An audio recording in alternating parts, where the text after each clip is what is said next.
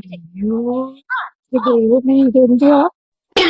എടി ഇത് വന്നെടി, ഇതൊന്ന് കണ്ടേ, ഇതുണ്ടോ? എന്തുവാ ഇത്? സിസ്റ്റർ എന്നാ പറ്റി? സാറേ ഇത് കണ്ടോ? ഇതെന്തുവാ ഇത്? സിസ്റ്റർ ഇതാണ് ബ്രത്ത് ഹോൾഡിംഗ് സ്പെൽസ്.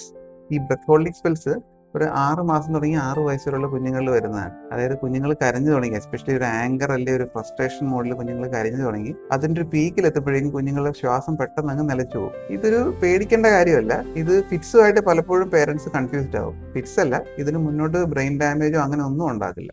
അപ്പൊ സാറേ ഇങ്ങനെ വന്നാ നമ്മൾ എന്താ ചെയ്യേണ്ടത്?